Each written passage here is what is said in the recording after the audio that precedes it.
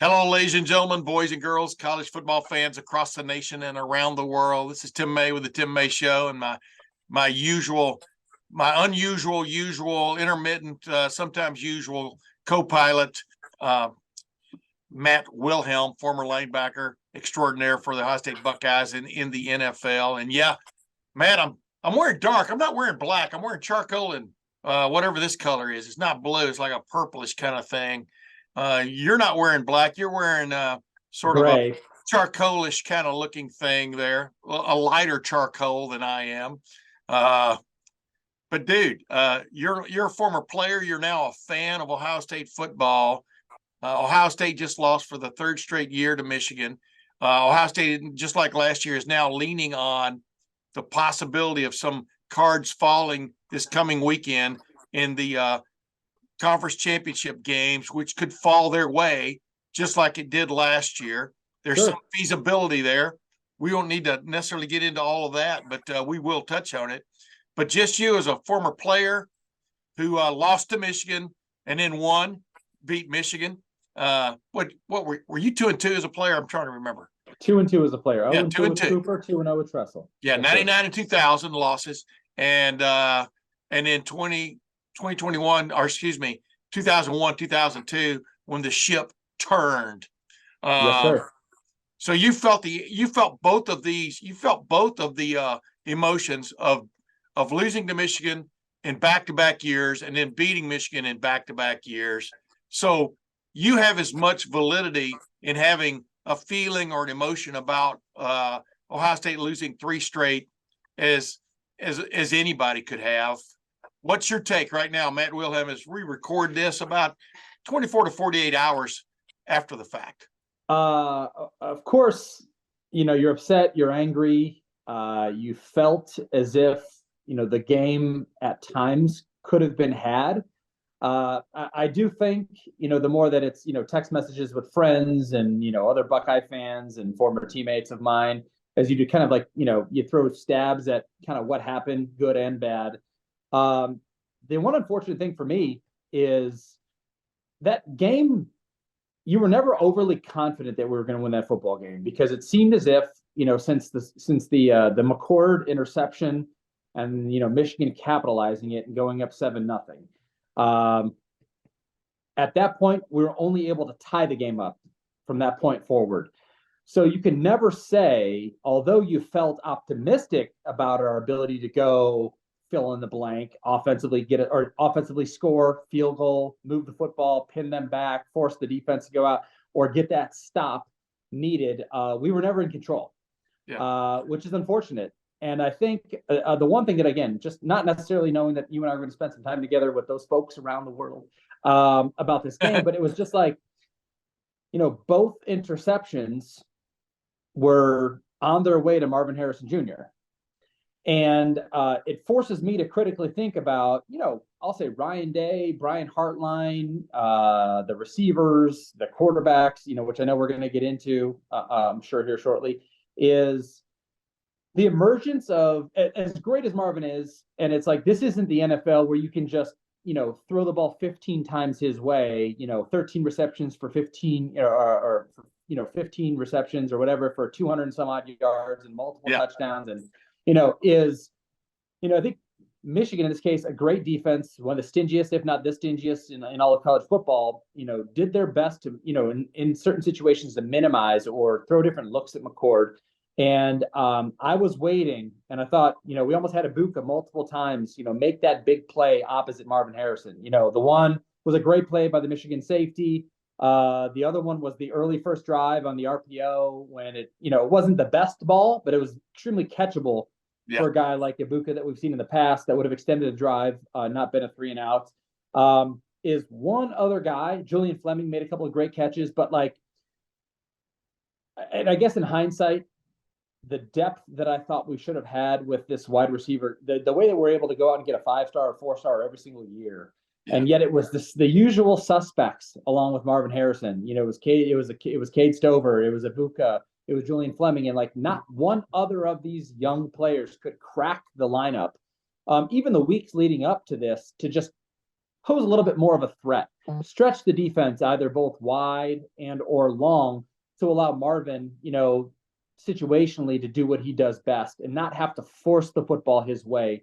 And so, like I said, I've got a lot of emotions, centered around, where the program lies, towards, I'd say, some of the Michigan fans and the Michigan players with some of their comments coming out of the game about Ryan Day and where, he's at from a job standpoint and what's also best for the program. So that's just, it just kind of, it is where it is. I'm super angry. I relive certain situations like I do as if I played in the game or what I would have done differently. I don't read too many message boards because I think fans, are short for fanatic. They go one way, polar, crazy, and then sometimes a little too soft where I like to, meander and stand in the gray when it comes to certain things and create my own narrative in association with whatever take I have. Yeah. And I appreciate that. That's the way I've always tried to go about it. But, the ones who are on one side or the other, if you're in the middle, they think you're on the other side, or vice versa. So I don't really care at this point in my life what anybody thinks about my takes on things. The idea, number one, that, the super radicals calling for change in the head coaching. I'm just going, you're not paying attention. But the folks calling for, maybe there should be a different approach. The game's over. You can't reapproach that last game or the previous two anymore. It's all about what's coming. And do in what's coming? That's what I always throw back at people when they want to say this, that, and the other. Do you know that there's going to be an interception thrown at that point in the next game? And what can you do to prevent? You know what I mean? They want to take this and put it there. The best thing and again, I'm not down in Columbus and I'm not down as often as I probably would like, and you're down in that area and in that building, on a weekly basis. The one thing that I don't know, and I think as an outsider that I would love to see, and I think fans would love to see and hear about for the sake of their own sanity is now that we've gone 0-3, the last 3 in a row, right? Yeah. It's been 1,400 and some odd days since, we beat Michigan, right? And I read that, on a message board by a clown fan, right? 2019. Let's just leave it at that. Go ahead. There you go. Exactly. We now have 3 data points, 3 games worth of data points to study with Harbaugh at the helm or a Harbaugh coach team. In this case, Sharon Moore, was the acting interim head football coach. But defensively, how they defend us, offensively, how they attack us in the run game, in the pass game. 2 years now with Knowles. So just like continue to shrink the data, right? Yeah. And because fueling a fire right now for next year's Michigan game, it's still also fresh. There's again, and I think Ryan Day uses it like the wounds are deep. The scar, that we're going to be scarred, and the wounds, are cutting deep. So I think the study associated with, how we approach this football game and our understanding of how they win and how they beat us and where our shortcomings are and identify those shortcomings and fix those throughout the offseason, so that we're more calloused by some of the mistakes, an early interception, inability to get a stop, on a 6-minute drive on, 10 plus plays when, you force them to have to put you the football or kick a field goal to get your offense the football back, whatever that happens to be.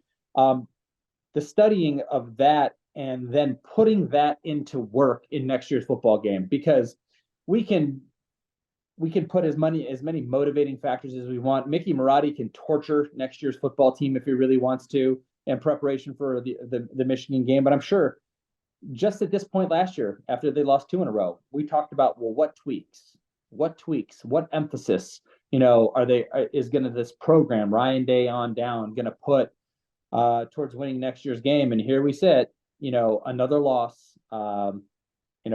We didn't give up the big play, but yet we didn't make the big play. Yeah. On the other side to give us that lead, force Michigan's hand.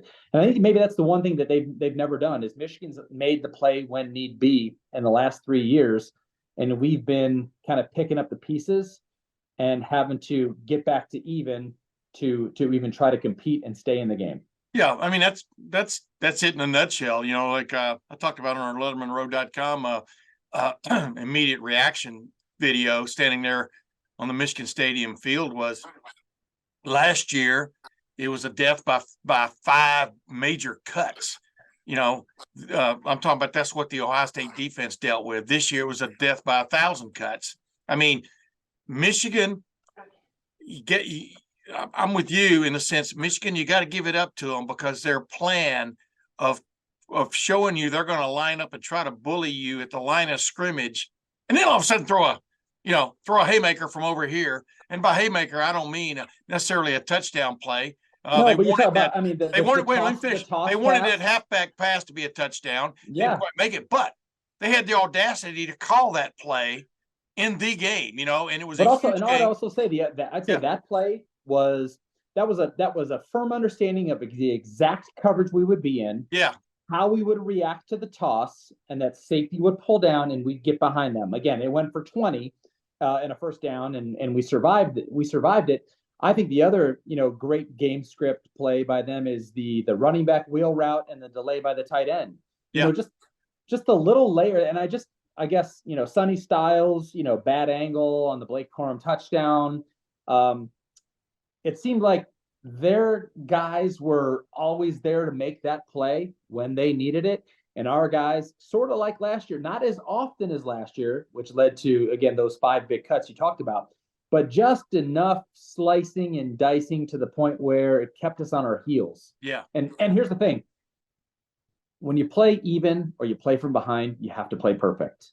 Yeah. And with Kyle McCord, at no point this year did we see him play perfect. This offensive line, in the run game and the pass game, I think no collective game can you say this offensive line was as dominant as we've seen a Big Ten offensive line be. Now the defense on the flip side, you can say dominant, stingy, 0 missed tackles and 5 red zone field goals, or things like that you can say about the defense. But offensively, when you're playing from behind against also, as I said, the stingiest, both in points and yards, defense in the entire country, and you're forcing an offense that has never really hit on all cylinders to have to be perfect. Yeah. It's just a tough task when you're playing from behind. Yeah. And by the way, before I talk to you about Kyle McCord and the offense, the other great call I thought, I like these kind of calls that Sherrone Moore and Michigan made, was the little shoot route to the tight end on a I think it was a 4th down play where he just, shoot route, I call it CHUTE, where the tight end comes off, gets about 2 or 3 yards, but basically is angling to the sideline, just came right off the edge. Ohio State was bunched in there, to stop that play, and just came off the edge. It gained the 1st down, and which is all they were looking to do on that play. Those are just great plays. I want to ask you this. 4th and 2 with 38 seconds left in the first half, and Ryan Day was in a conundrum. Do I go for it? This is going to be a long field goal, but it's a makeable field goal. The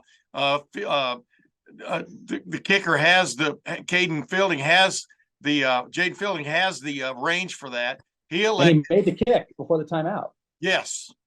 He elected to run the clock down and then go for the field goal. He missed. It was kind of reminds me of one of my drives. It just misses the fairway, but goes straight. He didn't choke on it. He just, whatever, he hit it straight, but it just missed.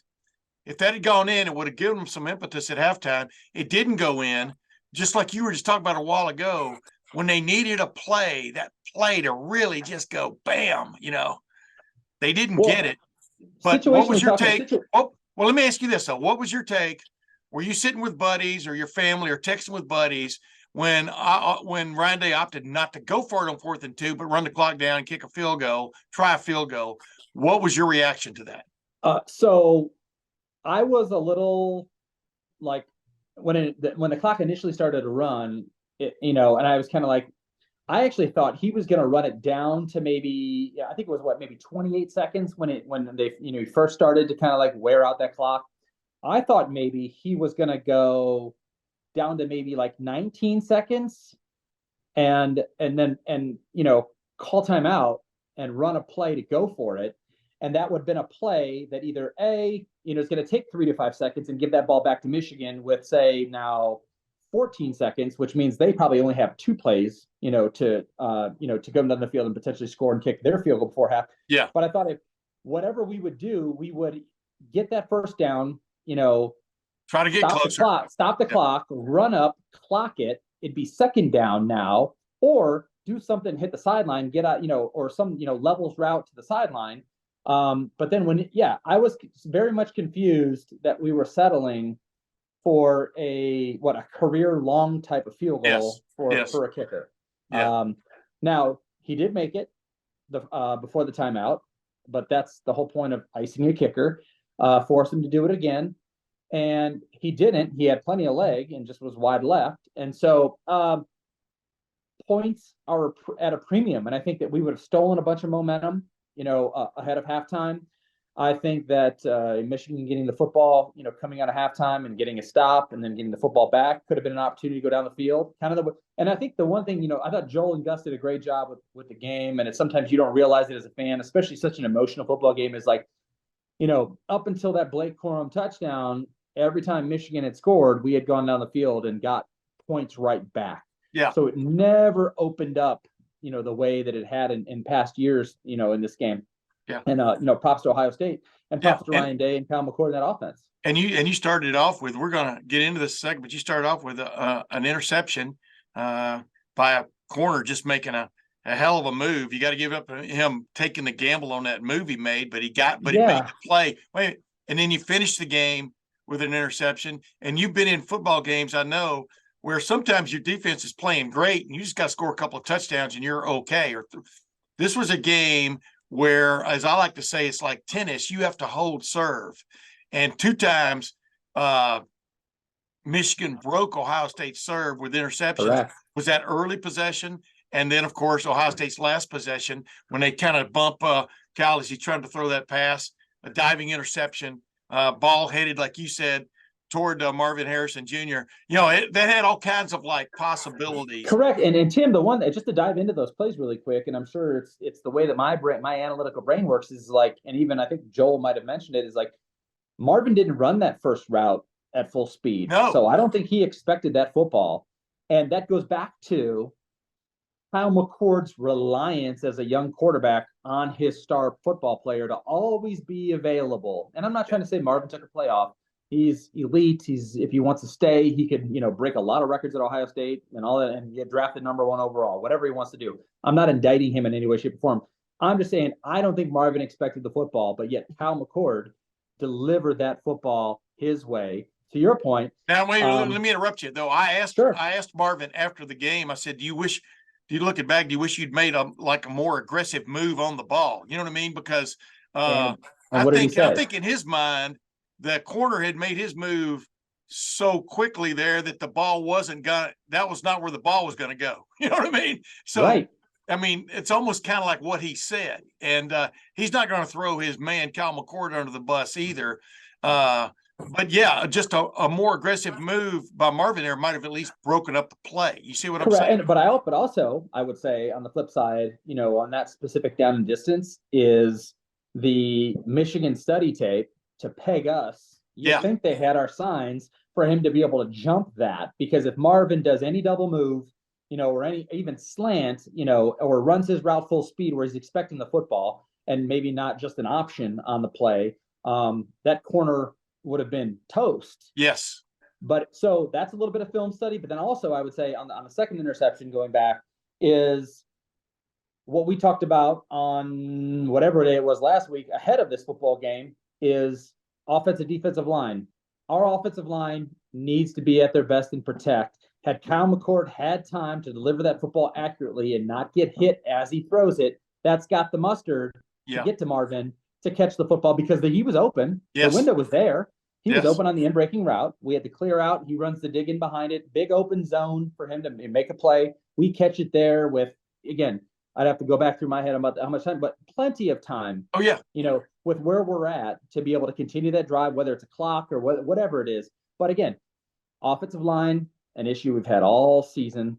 They played well in games, but when we needed them most on that play to have perfect protection, Michigan brings a stunt or a blitz, they get home and they deliver, again, not the knockout sack that they need, but just enough on McCord going to his number one player, and the ball, gets, doesn't have the mustard at once, and they jump in front of it and they make the catch that we don't. Yeah, it was a lightly mustard hot dog. Hey, hold that thought, because we're going to come back and talk about Cal McCord and the quarterback situation, et cetera. But I've got to get this little word in about Gametime app. IO. Let's Yeah, go. Gametime app and gametime.co.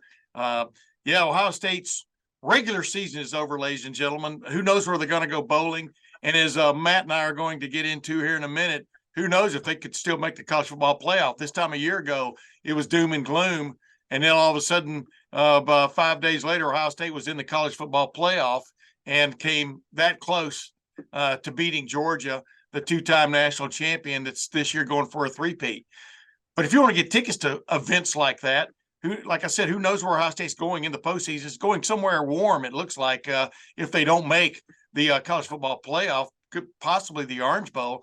Gametime app, gametime.co is a place to go to find your tickets. And if you download the Gametime app, and by the way, here's a picture of it of events coming up in the Columbus area as we speak.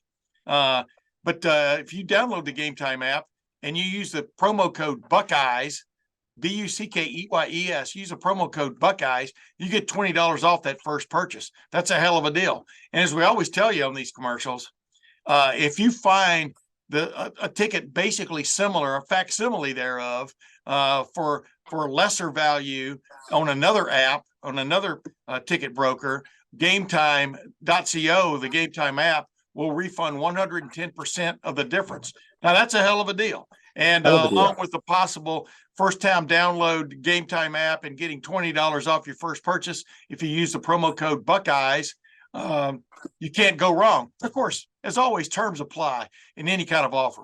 But ladies and gentlemen, Gametime app, gametime.co, that's a place to go. It's the fastest rising aftermarket ticket broker in the country. Gametime app. Download it today. I threw that in there because I thought it sounded kind of cool. I'm not sure how many people will be looking for tickets, Matt, to the Big Ten championship game, Iowa versus Michigan. All kinds of reasons not to go to that thing. But you might get in at a reasonable price. Bottom line is, you're watching the game. You're on social media. You have friends. What's their take? What is the correct take on Cal McCord and his play at this point? I would former say player, the guy who laid it all on the line, and then Craig Krenzel delivered. Go ahead. I would say that, to me, after the season has now, been completed, although we're going to play another game, where or what that is going to be and what it's going to mean to Ohio State and the Buckeye fans across the nation. And who's going to play in it? Yeah. Right. I think the jury's still out on Cal McCord. And a lot of it has to do with, and I'll go back to the take that I've mentioned multiple times, in leading up to this Michigan game, is the standard of the couple of quarterbacks prior to him, and I know that, one's playing for the Houston Texans, the other one's playing for the Chicago Bears. Some of them were in the Urban era, but all of them at some point played for Ryan or with Ryan Day as a coach, yes, as either the offensive coordinator, quarterback coach, or head football coach and play caller. And there's I think there's a massive drop off in the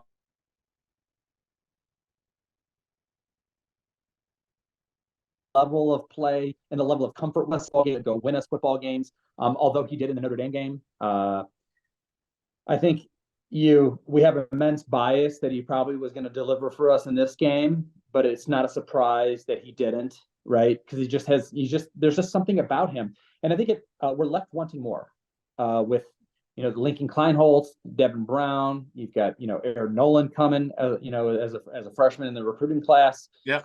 So what's going to be next? Are one of those guys going to be ready? Is it going to be McCord? Does Ohio State pull a Notre Dame type of thing with a Sam Hartman? Does, some graduate senior become available in the portal? Because here's the thing. we can all say Devin Brown or Kleinholtz or Aaron Nolan or whatever, but if we can go out and get a guy that we think is the player that can help us beat Michigan, you go get him. I mean, because here's the thing, at the end of the day, and I had this deliberation with my wife because, she has, folks hit her up and they're just like, sometimes women always have like a little bit more like, well, what about Ryan Day and his family? And then I go, and then you see Clarette's take and you're like, the dude's being paid $9 million. He's a top 5, paid coach in the league. And it's like, it's to win this, not the league, the NCAA, to win games like this. And he's 0-3. And so. Wait a minute, let me interrupt with something now. Sure. I don't give a damn if he's making $900,000 a year or 90,000. That doesn't change his desire to win the game. I mean, he understands the heat. Just because he's making $9 million. I mean, that is such a, in my opinion, such a cheap shot from all kinds of ways because he knows the Michigan game is paramount. He also knows that starting next year, things are going to change, man. I mean, the desire to beat Michigan is not going to change, but the idea that this ruins your whole season if you don't is going way out the window. It kind of went out the window almost last year. It does, Tim, but I'll also I completely agree with your take. But this is also, and I've said this since I was an Ohio State recruit, and I'll say it today as a 21 years removed from playing in my last Ohio State football game. 22 actually, is there for Buckeye fans, former players, fans, fanatics, across the globe, whatever you want to call them. There's the narrative that you can go 11-0 and lose to Michigan, or be 0-11 and beat Michigan and be right here and have the level standing because of what that rivalry means. And I thought some of Urban Meyer's takes throughout this week on the mindset of Ohio wins and Ohio State fans and Ohio State as a program on its emphasis in Michigan, and we know firsthand that until recently, Michigan hasn't had the emphasis on the game, and it's like, and Harbaugh just started calling us Ohio and started to have the Ohio period in practices because, they had gone. And again, I'll say this, when we talked about it, it's like how desperate they got that if the sign stealing thing, is in depth and, there's penalties probably still yet to come, that we forced their hand to literally cheat to beat us. That's how dominant we were in this rivalry. And so on the flip side, how can we, within the rules, with the leader that we have in Ryan Day, take a step? And I'm not discounting. He knows what this rivalry means. He knows what it means to the state. He knows what it means to our players. He knows, and again, deep down, I mean, he is not an Ohioan, but like he might as well be, right? Yeah. So he knows what that means. And I think, again, I take him at his word with the devastation and the anger and how upset, that he is, because he's got to wear this, for 363 days now, until he gets a victory. Yeah. And see, I equate this more to the Indianapolis 500 than I do a regular, because the Indianapolis 500 only happens once a year, and, there are guys who've come really close to winning that who didn't get it done, and they feel like their career is incomplete. My point, the reason I'm saying that, though, is you can't do, once you've lost this, I don't believe that your approach to the game, it's hard for me to put into words, because Jim Harbaugh was 0-5 against Ohio State. They didn't fire him. There was heat on him, but they didn't fire him. They stuck with him. Now they've won 3 in a row by hook or crook. They've won 3 in a row, and but there's I do think. But you're still, I mean, it only happens once a year. But there's a good chance you could play Michigan 3 times next year. Yeah, you're right, and I've heard that take as well. And I think the shtick that I have with Harbaugh is, and why he might have had a little bit larger grace period in conjunction with the rivalry, is the lack of emphasis on it from their program side, because it doesn't quite mean as much to them as it does to us. He also was rebuilding a roster, rebuilding, but not only rebuilding a roster, but then I also think that, Harbaugh, it's like he's a Michigan man, right? Yeah. He played there. It's like, so the board and the president and the athletic director are going to have a little bit more like leeway, and be critical, and yet expect that Michigan man to turn it over, which he did. Yeah. And in some cases, Urban's an Ohio guy, had coached, under Earl Bruce in the early days. So that's why, and he never had a blip, in his Michigan record. But it's also why I think everyone can get so critical. But this is the one thing that I'll leave you with as it pertains to the head football coach at Ohio State. Even at 7-0 with 4 games to play before we play Michigan, everybody is already going, we run the table, and if Ryan Day doesn't, we should fill in the blank, right? Fire him. And I just want to go and this is what I've always said in support of Ryan Day, but also just in like how easy it is to say that is, okay, who's the guy in all of college football right now? Even if Nick Saban's available, right, and Kirby Smart's available, can you guarantee that if you hire them, that in 1 year they're going to be Michigan next year? Yeah, exactly. No, you can't. Exactly. So is it Vrabel? Is it Fickle? There's all these names rolling around out there that are these guys. Okay, so then what if you go hire Vrabel from Tennessee, who's having a bad year this season? He comes in and he's 0-2 against Michigan. You fire him too? Yeah, exactly. So it's this revolving door until you overcome, what seems to be, a re-engaged rivalry again. But it's not as easy to say fire. Everybody can just go, oh, fire him. Yeah. And then you're going to go, oh, you're going to give him $70 million to walk away, just like they did, or something similar to Jimbo Fisher. And then the next guy is going to walk in with even more pressure, maintain their recruiting, be 11-0 going into the rivalry game, right? Because it's national championship or bust for Ohio State every year, regardless of the circumstances. You can say 12-game playoff, no Big Ten championship, and all this other stuff, and it's still going to be national championship or bust. Yeah. So beat Michigan and lose in the first round of the college football playoff. Are we going to be satisfied? I mean, it's never enough unless you win the Natty and beat Michigan in the same year. Yeah. Yeah. Why can't you win the national championship? Yeah. Only one gets to stand on top every year. Yeah.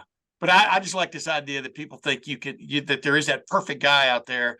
Just go find him. I just go, but they just can't, but they can't name a name. For example, they fell into Woody Hayes, or they wanted to some guys wanted to rehire Paul Brown, and a faction didn't. They fell into Woody Hayes, and then we're getting ready to, whatever. And then finally, all of a sudden, he wins a national championship in 54, and all things are happy. And then they're ready to fire him again in the mid-60s, and all he does is win a national championship in 68, and all things, whatever. Then they finally did fire him, but that was because of a lot of things going on. But he was 0-3 his last 3 years against Michigan. Right. So but it's just, I don't know. I think that's just crazy talk, because I'm watching that game yesterday. I'm watching from the press box. Sometimes it's not the best vantage point because we're down in the end zone now, these modern day press boxes. But just like forever, Matt, just like when I was covering you way back in the early 2000s, that's how old you are now. That game turned on 2 or 3 plays. Just like last year, it turned on 2 or 3 plays. It did. And it didn't turn Ohio State's way. Just like in 2000, remember when Drew Henson ran that little bootleg and went right around Cortland Bullard for a touchdown? Yeah. When y'all were fighting so hard to stay in the game. Yeah, and Tim, I'll just leave it at this. And it's unfortunate to say, but everyone's going to talk about McCord and what he is and what he isn't. But last year the defense failed us because of multiple big plays. Yeah, big plays. Big plays. Incendiaries, I call them. They all went for touchdowns. And frankly, as a defensive guy, to be critical of anybody, to allow Michigan to go on a 6+ minute drive on 10+ plays, 7 out of the 10 or 7 out of 12 or even more were runs. Yeah. Basically calling into question your toughness or your ability to stop them, going run, or run, or pass, run, and you can't stop them, and they go down and get that field goal, is the difference in the game. Because if you stop them 4 minutes into that drive and we get the ball back with 3 minutes and 30 seconds and a timeout or 2, it's you have an immense amount of confidence in Ryan Day and Kyle McCord and Marvin Harrison because the margin for error is wider now, and it's a 3-point game. So your inability to get the stop when we're going to go heavy package, and we're going to out execute you because you probably know the series of runs that are coming. It's going to be this or this. When it's YY, it's going to be this. We're going to run this. And the guard's a little deep. He's going to pull and kick off, and that F's going to come across, and they're going to wrap. And there goes Blake. Even Blake Corum going out the backside for 12 yards on first down. You needed to be the defense that stopped them for 2 yards or less all game, all first 3 quarters, and yet they were getting 4, they were getting 5, they popped for 12, they're getting 4, and that's just so defeating and demoralizing. And at that point, you got to stop when thankfully to even allow. I thought there was a chance that Ohio State would never see the football again. Yeah, the way that it was rolling, there was.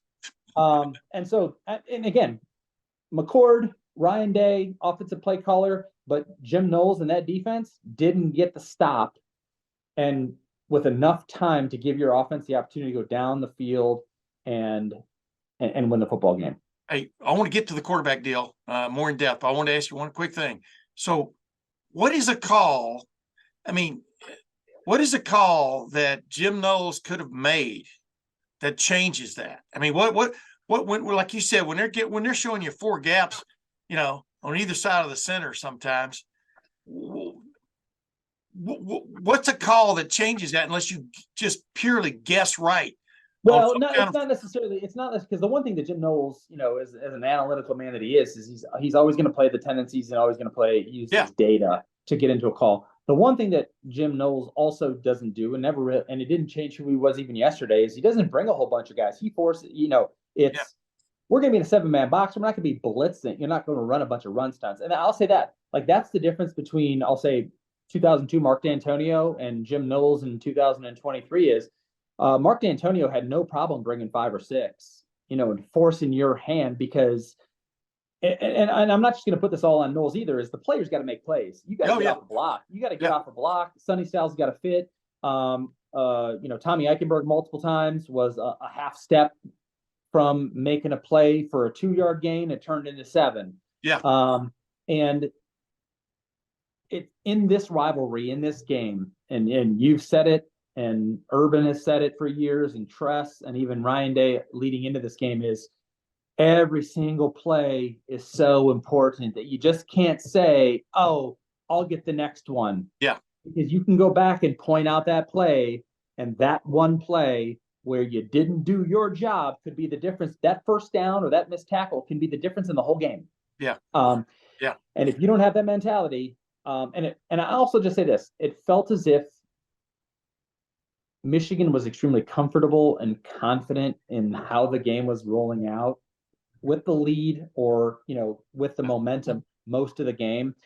And sometimes it was like we played, mildly, I don't say we weren't desperate, but we were desperate to make that play. We were desperate to go back to offensively and defensively had to play perfect to get that ball back for our offense. And then they've got to go do something exceptional and go score to take back that momentum. And we were never able to do that. Yeah. Let's get back to quarterback. One more thing though. I was critical, if that's the right term, of Kyle McCord several times this year, especially during games and stuff. And, with my tweets and sometimes, in the, your dangerous tweets. Yeah. Dangerous tweets. Man. But, I've got a lot of followers. So, I always try to be careful from the standpoint of, I don't want to seem incendiary from one play to the next, one series to the next. But there was one game in particular where I thought if Ohio State had a backup quarterback, Devin Brown had been hurt by then, he would have gone in the game, in my opinion, in the second quarter of that one particular game.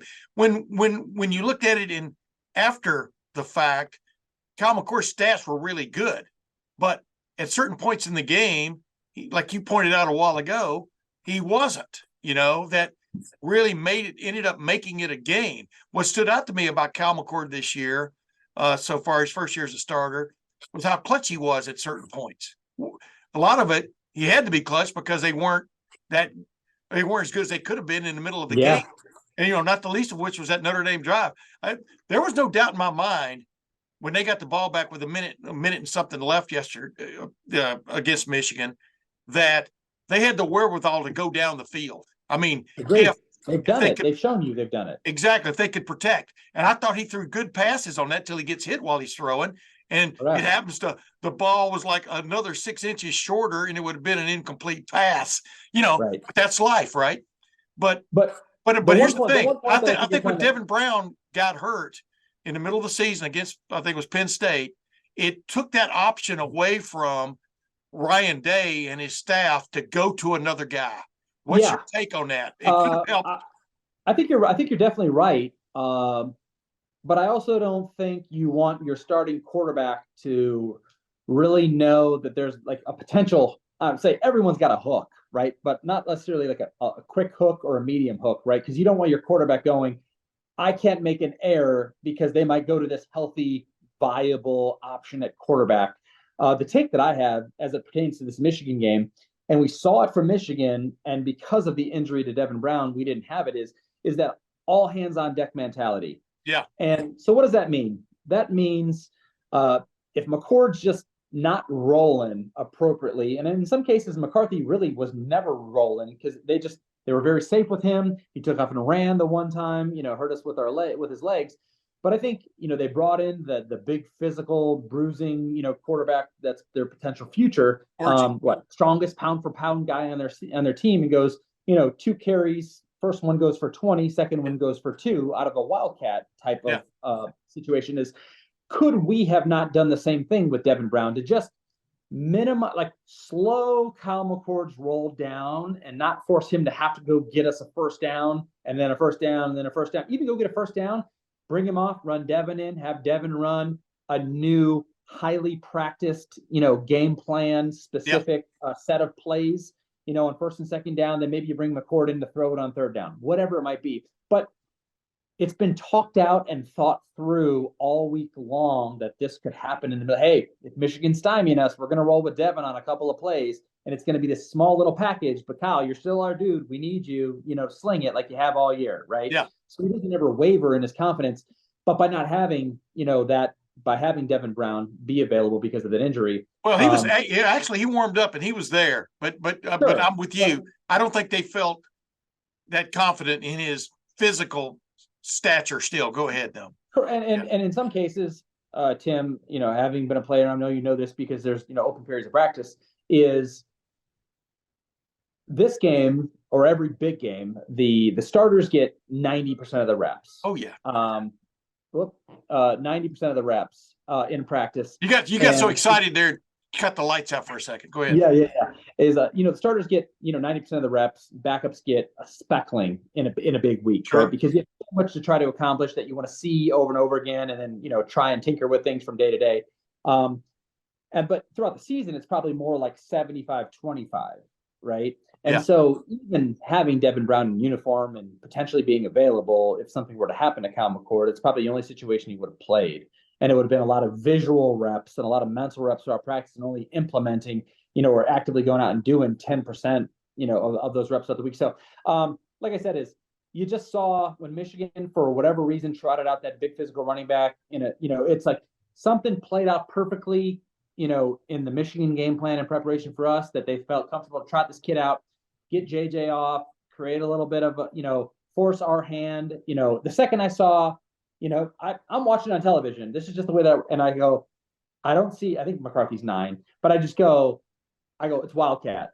Yeah. And I didn't even know, he could have been a backup running back for all I know. I don't know. But it was Wildcat. Right. Yeah. But they trot this kid out there, and I just go, and we're like, just trying, Eichenberg's calling the front, not even identifying who the quarterback is, and getting everybody lined up. And then it's like, and there was no surprise. But then it was like, we didn't even know they had a different quarterback on the field. We just played it like any other play, and he goes for 20 yards, and you're like, it's those little things that sometimes feel like we're taking for granted or that we can overcome, but yet Michigan has that mental and physical leg up on us, and they use that against us. And it's, again, we're 0-3, in the last 3 attempts to beat those guys. Yeah. And, that means a lot.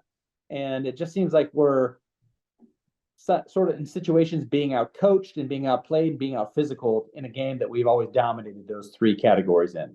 Yeah. And then on top of it, real quick before you go, poor punting by Jesse Mirko early in that game. I mean, the defense never really had a chance to dig its heels in. And of course, the interception there early in the game. You just kind of go. And then, of course, Jaden Fielding missing that field goal by just a few inches, but it's still a miss.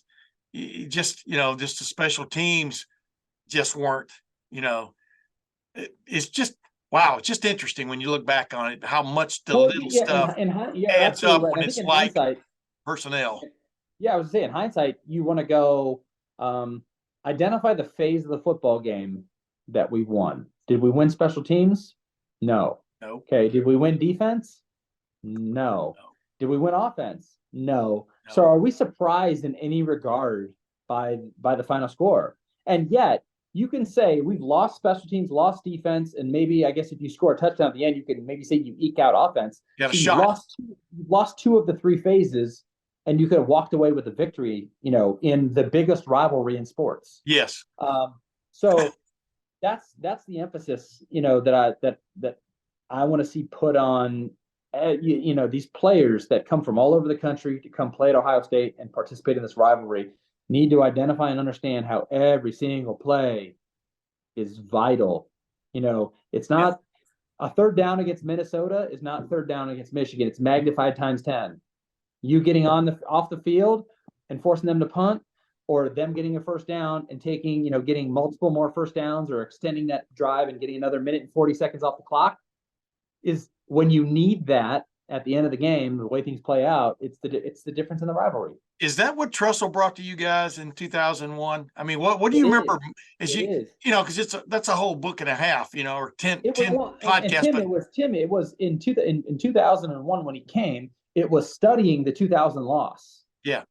And play by play, series by series. So if it was 3 plays or 5 plays, we would sit down in the meeting room and he would go, "This is what we're going to cover," and we would go every 1/11th. We would study the guard. If you hold your block for another half second longer, the hole pops through.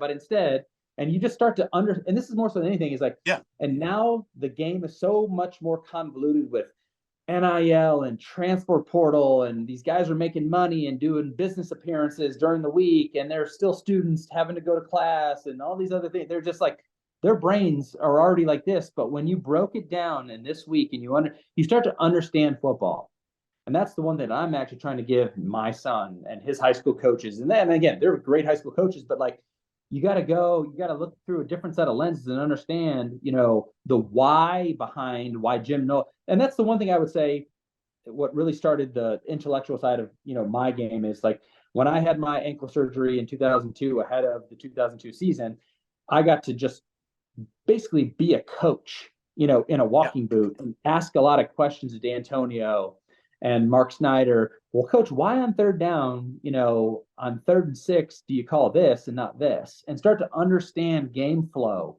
almost to think like a defensive coordinator, which I believe is what led to me having the senior year that I had, because I just thought at a deeper level. And I took it in the NFL game too, is have these guys invest. And I'm not trying to say that they're not. I mean, they're invested and they want to win this game. And I know we're being highly critical after another demoralizing loss to Michigan, but like, every game, every play matters. I think even like Mirko's punts, like a 35, like when you're not being pressured, dude, like them fair catching the ball on the 21-yard line and not punting. I mean, you're only going to give up 4 yards if you put it in the end zone, right? Yeah. Punt the ball. I mean, them having to punt the ball and have it bounce straight up in the air and have a start a drive on the 3-yard line, like punt the ball inside the 10, and at worst they get the ball in the 25, but they fair catch it on the 21. We're not even attempting to do like coffin corner, kick it out of bounds on the 9, force them to go 91 yards instead of having to go 75. Little things like, again, we just freely give away yards, in our punt game. We're averaging 35 yards, but like, why not 45 when you're not even being pressured? They're running a return, It's little things like that, force them to go 90 plus yards. In analytics supports, how how many drives Michigan's gone 90 plus yards is probably less than 10%, but how many drives they started at 25, or 21 yard line and on, is probably double the analytics. If you really want to, it's just, I can go a bazillion times over, the way my brain goes, but. Oh, I know. But we're talking about punt now. But studying it is what it's all about. I mean, that's how you prep for the next time and how you prep, whatever. I mean, there's nothing wrong with it. By the way, fair catch on you were talking about maybe Xavier Johnson deciding to bring the ball out instead of fair catching maybe on that last kickoff of Michigan's, which meant Ohio State started at the 19 instead of 25. That too. Well, he had a great earlier return, which I think got the ball to the 35. Yeah. But it was actually, I think it was a Mirko punt when I thought, kick the hell out of this football and, try to pin him inside the 10-yard line. Instead, it was the rugby style that was fair caught around the 20. Yeah. And only gained like 4 or 5 yards, right? If it goes in the end zone. If not, you gain 14 yards if that ball's inside the 10. Yeah. And analytics supports, no matter how you crunch it, NFL or college, going 90 plus yards on our defense is very, very hard to do. Yeah. I mean, a couple of first downs, from the 25, and you can now pin us deep inside our 20, but keep them they go 3 and out on their own 9, punt from the 16, we're going to get the ball at like the 40. It's little things like that a lot of people don't understand, but is so huge, relevant. We're 2 first downs from a field goal. Yeah. Yeah. And by the way, Ohio State scored 3 touchdowns. So did Michigan, but Michigan kicked 3 field goals and Ohio State kicked 1. I mean, every point matters. And having that shot, as like I said, you want to score touchdowns because that's the main currency in a game like that. But you want to stack points. You want a chance to stack points, and the closer you let them start toward getting a shot at a field goal, well, shame on you. Hey, absolutely, Matt Wilhelm, man, I appreciate it once again. My pleasure, man. And we're going to talk again during the postseason, whatever it turns out to be. Definitely, we're going to talk again because you've played the game, but you study it, you analyze it, and I think you bring it to our listeners' minds about just how, bottom line, how everything matters in a rivalry game. Just ask Alabama. Alabama needed a 4th and 31 pass from Jalen Milroe to beat Auburn this past weekend, a week after Auburn got killed by New Mexico State. Yeah. Jerry Kill. That's the reason I threw that kill in there. I mean, you never know what's going to happen on a Saturday afternoon. Am I right? You're absolutely right. And like I said, I mean, I'm fully trusting in the guys that we have there in Columbus are the right guys. So I don't suspect there's some drastic changes coming, but I think it's just everybody in that building taking a critical look at themselves and understanding that what was done or has been done is not good enough. So it's, again, all hands on deck, all efforts, pointed in one common direction. Yeah. And so, we as Buckeye fans, as former players, are frustrated, but, sun will come up tomorrow and Buckeye football next year will be probably 11-0 going into this game again. So we'll see. I don't know, man. It was on Sunday here after the game. It was overcast and drizzling most of the day. So you never know. I know. I hear you, bro. Matt Wilhelm, ladies and gentlemen. Thank you. And this is Tim May. And until next week for the Tim May Show, we'll see you then.